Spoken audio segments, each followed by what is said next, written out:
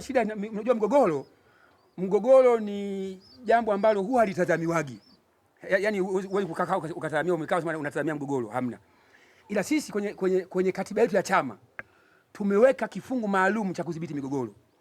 Na kifungu kimetupa namna ya kushughulikia migogoro. Kwa hiyo migogoro ikitokea, katiba inaruhusu, na tumeweka vizuri kwa sababu tumesema tutashughulikiana kwa mujibu wa katiba yetu.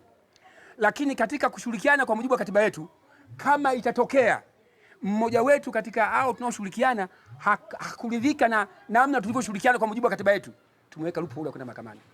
Unaona tumeweka vizuri. Yaani kwamba kiongozi au kiongozi akifanya makosa kwenye chama atashtakiwa kwenye vikao vya chama. Vikao vya chama vitaamua kulingana na hilo shauri lake. Atapewa nafasi ya kujitetea, kujieleza na yeye kusema hicho kilichotokea kwamba anahusikaje. Utetezi wake ukionekana unamtia hatiani, atatiwa hatiani. Lakini yeye akiona pamoja utetezi wangu nimetiwa hatiani, ukule kutiwa hatiani hakuridhika na namna alivyotiwa hatiani, kwa namna hivyo vikao vilivyohusika vilivyoendesha, tumempa tena nafasi ya kwenda mahakamani. Ili sasa mahakamani kule itakuwa tena sio katibu mkuu, sio mwenyekiti, sio kamati kuu ya chama, sio halmashauri, sio mkutano mkuu. Itakuwa ni sheria. Leteni katiba yenu, leteni kanuni yenu, leteni wa mgogoro ulivyo. Kwa hiyo sasa mahakama itatoa haki kama inavyotoa haki ya mwizi wa kuku, kama itatoa haki mwizi wa ng'ombe na wahalifu wengine au mashauri mengine yanavyoamuliwa. Yaani hiyo tumeweka kuepuka au kutafuta namna fulani ya kufanya tuwe salama, lakini hata ikitokea kusiwe na kuhangaika kwa sehemu kubwa kama wanavyohangaika wenzetu. Sawa, kwa kumalizia, wananchi wa Peramiho sasa kuna kitu gani cha uaminifu kwamba kama watawaamini na kuwapatia jimbo la Peramiho watakuwa salama, ili hali ndani ya chama inaelezwa katibu hauna maelewano na mwenyekiti wako, lakini katibu inaelezwa kwamba umewakataa wananchi wa Songea kwamba hawana uwezo wa kwenda kugombea Peramiho, na ndio maana umeamua kumfukuza aliyekuwa mwenyekiti wa chama cha wakulima mkoa wa Ruvuma. Kweli mna ugomvi na mwenyekiti wako? Unatokana na nini na ngazi ya mkoa hapa? Kwa nini mmeamua kumuondoa huyo mwenyekiti wenu na ukaamua kumleta mtoto wako ndo aende akagombea? Kwanza nianze hilo la kwanza kwamba Peramiho watakuwa salama kiasi gani kwa maana ya kuchagua chama cha wakulima. Chama cha wakulima wenyewe ndio hawa watu wa Peramiho. Tukikondoa wewe mwandishi wa habari, lakini chama hiki ni chama chao. Kwa hiyo si swala la mtu kusema atawafanyiaje. Watu wa Peramiho watachagua mgombea wa ubunge kutoka katika chama chao wenyewe. Ukichagua mgombea wa chama cha FP ni sawasawa wamejichagua wenyewe, na kama wamejichagua wenyewe stili watakuwa salama 100%. Hiyo hatua ya kwanza. Hatua ya pili, katibu mkuu wa chama cha FP hana ugomvi na mwenyekiti wa chama wa taifa wa FP. Ugomvi haupo. Hakuna ugomvi wote. Kama umesikia kuna ugomvi, si ugomvi, ni utendaji kwenye shughuli za chama, kwenye kazi za chama, na zinaendelea. Tuko na afya safi, maisha yanaendelea. Ni shughuli za chama kiutendaji, ipo hiyo. Wana katibu fanya hiki, mwenyekiti fanya hiki, katibu fanya kile, fanya hiki, ni kushauriana, na tunaendelea na shughuli inaendelea kama kawaida. Hakuna mgogoro. Swala la kwamba nimewakataa watu wa Ruvuma, si nawakataaje? Na kwanza mimi ni wakwe zangu. Hivi una habari mimi mke wangu ni wa mtu wa mkoa wa Ruvuma huu. Huyo mgombea yuko kwa jomba zake na mimi hapa nipo kwa shemeji zangu. Hata nikifika kupiga maneno kuna waambia jamani, shemeji zangu nimekuja kuwaambieni badilikeni. Huko mshakaa miaka mingi, mmechagua iko chama kwa miaka yote toka uhuru mpaka leo. Miaka imebadilika, Mungu amewafanyia wepesi, kaondoa hiyo, ni kuwapeni nafasi nyinyi mfanye mabadiliko ili mambo yaende. Amwezi kukaa na uongozi wa nchi kwa miaka yote hiyo, mko katika hali kama hiyo mlionayo, mbolea bei kali, barabara hamna, maji hamna, kila sehemu tatizo. Kwa hiyo nafasi ya kubadilika ndio hii. Naongea na mashemeji zangu kama familia. Mimi nikielekea huko nasema siendi kuwahutubia. Mimi nakwenda kujadiliana nao, nakwenda kuzungumza nao. Huwa nafungua mijadala kama hii, tuzungumze. Kwa hiyo watu wa Peramiho siwezi kuwakata, na wakataji watu Songea. Udai muita mwenyekiti wa mkoa. Mimi nafikiri labda ukifunga hapa mkutano, katafute naye, kamtafute alipo ofisini kwake, uonge naye akuonesha hapa ofisi yangu na nini, kama yupo. Hakuna mwenyekiti wa mkoa anayeweza kukaa hamjui katibu mkuu, hamjui naibu katibu mkuu, hamjui makamu mwenyekiti, hajui chochote. Mwenyekiti wa mkoa na viongozi wake wa wilaya kwenye huo mkoa hajui mwenyekiti wa mkoa wapi. Lakini hizo ndio changamoto zilizokuambia ni za kiutendaji, kwa sababu sisi tunaendelea kukua. Siasa huwa haikui mara moja kama si kitu gani, uyoga wa siku 3-4. Siasa inakuwa polepole, mdogo mdogo. Na vyama wakati fulani msajili kwa sababu vyama vitavifuta, na ukifuta vyama unajisumbua, vyama vinajifuta vyenyewe. Yaani mnajifuta wenyewe, tunajifuta tu. Kama muonekani kwa watu, hamna mnachofanya, stili mnafutika. Mnakwenda kwenye uchaguzi unapata kula 3, kula 4, ndio kufutika kwenyewe huko ndio mnapotea. Kwa hiyo vyama vinakuwa polepole. Sisi ndio tuko katika hiyo kukua. Ndio maana mimi kila ukisikia katibu mkuu wa chama cha wakulima kakanyaga mkoa fulani, siwezi kuondoka bila kuacha kituo.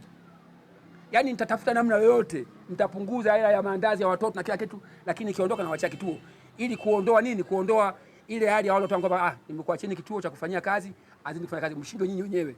Kwa hiyo katika kukua huko ndio tunaendelea kukua na maneno yanatokea. Sasa huyo bwana ali nani ambaye sikutaka hata kumtaja kwa sababu kama ni kumuongezea message kama tunamzungumzia au Shaibu hajawahi kuwa mwanachama. Hajawahi kuwa kiongozi kwenye chama. Alikuwa mwanachama kweli 2016. Nimeongea na wewe mara nyingi na nimeongea na watu wengine mara nyingi tu. Lakini toka 2016 siongei kwa sababu ya tupo na waandishi wa habari. Hata yeye akiongea aseme avue hiyo hali ya kutumika, arudi kwenye hali ya uhalisia kama binadamu wa kweli, moyoni kwake kutakuwa tamgusa. Toka 2016 mpaka leo. Lakini nimewahi kufanya muamala mimi binafsi kwa Ali Milanzi Shaibu. Wakiniomba kwamba tumepata ofisi, tunaomba hela mheshimiwa katibu mkuu. Ilikuwa ndogo tu. Bei gani? Shilingi 30,000. Haya, mnataka tupate hata miezi 3, nikawatumia mimi pesa inaozidi miezi 6. Sijaona ofisi, sijaona mrejesho, sijaona chochote. Lakini mbaya hiyo sio mbaya zaidi. 2016 yuko kwenye uongozi. 2019 uchaguzi mdogo wa serikali za mtaa. Hata mgombea mmoja sijawahi kusikia Songea kawekwa kwenye kijiji au kitongoji au mtaa. 2020 uchaguzi mkuu. Mimi nimekuwa mgombea mwenza wa urais. Nimekaa Songea siku 4. Sikumuona. Hakuwepo, sikumuona na sikumtafuta sababu ilikuwa ni viongozi wa muda, akapotea tukajua labda kafa labda nini. Hata simu yake sikuwa nayo. Kwa hiyo hatukumtafuta. 2020 ngapi 24 uchaguzi mdogo wa serikali za mtaa. Tena hamna kitu. Tumekuja kwenye uchaguzi mdogo hapa kata kule Mchangambole na hapa Mfalanyaki nafikiri hapa. Kulikuwa na kata mlikuwa magombea. Wakaweka wagombea hao. Nikawatumia kila kitu, bendera na vifaa na vitendea na hela ya maandazi ya kukimbia na kodi angalau vivyo pikipiki kwenda kushughulikia. Wakaka gombea. Nikatuma watu kutoka Dar es Salaam kuja kusaidia kampeni ya wagombea udiwani kwenye kata ya Mchangambole na hii hapa. Tena mheshimiwa Ndonge huyu bwana. Nikamtuma huyu na mkurugenzi wa uchaguzi. Wakakaa hapa muda wote wa kampeni. Hakuonekana. Tumeingia kwenye uchaguzi mkuu huu wa juzi 2025. Mimi sikugombea urais, lakini nilikuwa napita na mgombea urais. Nimekaa Songea siku 4. Hakuonekana. Lakini sasa juzi hapo naweka mgombea ndio kaibuka, tayari ameibuka, mchakato wa kupata mgombea ushamalika, fomu ishachukuliwa, kila kitu ishachukuliwa, ndio kama kapigiwa simu kama nini, hayo ni mambo ya kawaida. Kwa hiyo yule ilikuwa ni ndio watu ambao huwa wanatengenezwa kuleta migogoro. Ile sumu ya vyama vile wanasema hataki uchaguzi, hataki nini, ndio wanawatumia wale. Nenda na mpango wake ilikuwa kama angefanikiwa. Mpango wake ilikuwa waweke mgombea, mambo mawili afanye. Ama waongee maneno mabaya sana katika hiyo kampeni. Yaani kutimiza hiyo azima yao ambayo wamekusudia. Huo ndio ulikuwa mpango wa kwanza. Lakini mpango wa pili ilikuwa achukue fomu alafu asirudishe. Yaani achukue fomu alafu asirudishe. Ndio ilikuwa hiyo. Sasa hiki chama kinazidi kukua, mtandao wa chama unazidi kuongezeka.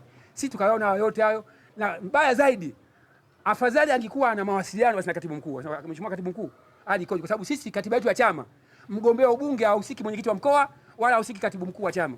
Sisi katiba yetu inasema ngazi ya wilaya ndio wanahusika kupiga kura ya maoni, kuteua mgombea wa ubunge katika jimbo kwenye hiyo wilaya. Kama ina jimbo moja, hiyo jimbo moja au majimbo mawili au na kuendelea.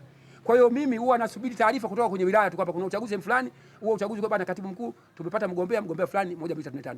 Nilichofanya ofisi ya makao makuu au alichofanya anayeitwa mwenyekiti wa vijana taifa ambaye ni mtoto wa katibu mkuu kwamba mimi nakwenda kuongea nakwenda Peramiho. Well, ongea na watu wa viongozi kama watu wao wengine, mchakato utaendelea. Kuwasiliana hawa akasema ametabu karibu, mchakato ukafanyika, kama walikuwa 4 walikuwa 5, hayo mambo ambayo yashapita, lakini kimsingi hakuna aliyewakataa watu wasiongea kwa sababu watu wasiongea ni watu wetu, tunawapenda na sisi tupo kwa niaba yao. na hiki chama ni cha kwao, wao ndio walituma sisi tutengeneze chama, kwa sababu kwa tangu uhuru nchi hii hakuna chama ambacho kinagusa kabisa watu, na ndio waliotudhamini. Mimi katika hiki chama ile mikoa 10 ya watu wa bara, mikoa 8 ya bara, 2 ya Zanzibar, mikoa 8 ya bara kusajili chama hiki ni pamoja na mkoa wa Ruvuma, tulifanyia pale Tunduru. Kwa hiyo Tunduru wana historia na hiki chama, ni chama chao. Kwa sasa nawakataa, yani watu wangu, alafu sasa najikataa mwenyewe. Na ndio maana nikatumia nguvu kubwa. Mimi mgombea wa ubunge amekuja hapa wiki 2 kabla ya michakato hiyo ya uteuzi.